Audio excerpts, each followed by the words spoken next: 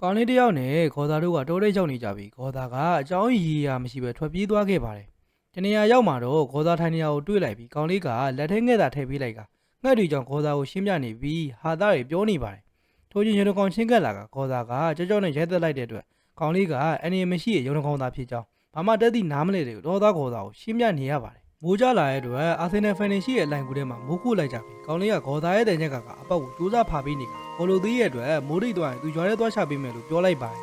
ဘိုးသေးတာကိုစောင့်နေကြရင်ကောင်းလေးကခေါ်သားကိုရေတန်းတရားလည်းပဲပုံနဲ့အစာကွင်းတဲ့ကြောင်ပြောပြနေပြီလူတစ်ယောက်ကလမ်းပြောက်သွားရင်သူတို့အနာဂတ်ကိုဘယ်လိုဆက်လျှောက်ကြရမလဲဆိုတာသူ့ဘာသာသူမိကွန်းထုတ်နေပါတယ်ခေါ်သားကဝိတုဖက်ပြဖို့တောင်းဆိုလိုက်တဲ့အတွက်ကျဲရတဲ့ဘို့ရွေးခိုင်းလိုက်ကကောင်းလေးကခမားတို့ရဲ့သူမလို့ပုံပြောမကောင်းပေမဲ့သူစူးစမ်းဖက်ပြပေးမှဖြစ်ကြောင်းခေါ်သားကိုပြောလိုက်ပါတယ်နန်းတော်မှာတော့အာမချမ်းရဲ့တစ်ကောင်ကိုတွေ့ထားရတဲ့အတွက်သတင်းပို့နေပြီး7 Daily ဆင်အဖွဲ့ဝင်တကုတ်စင်းဖြစ်နေမလားဆိုပြီးထင်ချင်းပေးနေကြပါတယ်ဟက်ဘရန်က Road of Dawn လို့ခေါ်တဲ့အထူးတပ်ဖွဲ့ကိုဆေးလို့ဖို့အမိန်ပေးလိုက်ပါတယ်ဂျယ်ရီကိုကသူတို့ကိုမသွားခိုင်းလို့ပွားတိပြောနေပြီးဂီလာကတောက်ပေါက်ပေးထားခိုင်းကဟက်ဘရန်ကအကြောင်းတစ်ခုရှိလို့ Road of Dawn အဖွဲ့ကိုလွတ်တာဖြစ်ပြီးသူတို့လည်းတိုက်ပွဲပဲနေပြီဖြစ်တဲ့အတွက်ပြေဝနာဖို့လိုအပ်ကြောင်းခုမှနေချင်းညချင်းဆွမ်းရရလာတဲ့နလဘေတုံးမှာဂျယ်ရီကိုရှင်းပြလိုက်ပါတယ်ဂီလာရဲ့မောင်လေးစီးကအလုတ်ကနေပြန်လာပြီးအိမ်မရောက်တဲ့ခါမှာတော့မထင်မဲ့ပဲအမားပြည်သူကိုတွေးလိုက်ရတဲ့အတွက်ဝမ်းသာအရာဖတ်လိုက်ပါတယ်ဒီရဲ့မျက်နှာပေါ်ကတန်ရာကိုမြင်လိုက်တဲ့ဂီလာကစိတ်မကောင်းဖြစ်သွားပြီးသူမအလုပ်တွေများနေလို့ဇီးဘေးမှာအချိန်ပေးမရှိနိုင်တဲ့အတွက်တောင်းပန်နေပါတယ်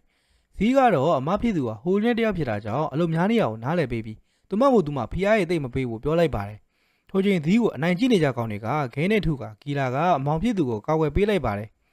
ညဘက်ရောက်တဲ့ခါမှာတော့ဂီလာကဇီးကိုပုံဝင်ဖက်ပြနေရင်ဇီးအိပ်ပျော်သွားခဲ့ပါတယ်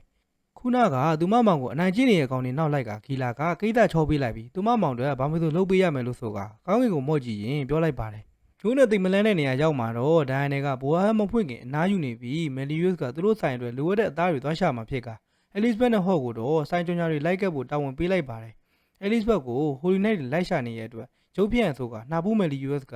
ထောင်းခဲ့မင်းစထရယ် traveling dance တိုင်သည့်သူ့အကြိုက်ဝတ်ခိုင်းနေပြီးဟော့ကထင်မော်လို့နေလို့ပြောတဲ့အတွက်မယ်လီယွစ်ကသူနောက်တစ်မျိုးလဲပေးမယ်ဆိုကအဲလစ်ဘက်ဝတ်တွေကိုဇိုးချွတ်နေပါတယ်အဲလစ်ဘက်တို့လည်းကျွမ်းစာအုပ်တွေလိုက်ကပ်နေကြပြီရွာတဲ့ဟိုလီနိုက်တွေဝင်လာကြတဲ့အတွက်ပုံနေကြတော့ခေါ်သားအတွက်ကောလာရှာတဲ့ကောင်လေးနဲ့တွေ့ကတယောက်ကိုတယောက်အပြန်လဲမိတ်ဆက်နေကြပါတယ်တိုးရဲမဲလိုက်ထွက်နေရင်ဘန်နဲ့မယ်လီယွစ်တို့ကသူသားကောင်ပူကောင်းနေငါသားကောင်ပူကောင်းနေဖြစ်နေကအရှုံးနိုင်ဆုံးပြရင်ကင်းကိုကြီးလိုက်တဲ့အခါမှာတော့အိတ်နေရဲ့အတွက်ဘန်ကနှိုးလိုက်ပြီးသူတို့တဲ့ပူမိုက်တဲ့သားကောင်ရှာလာခဲ့ဖို့ပြောလိုက်ပါတယ်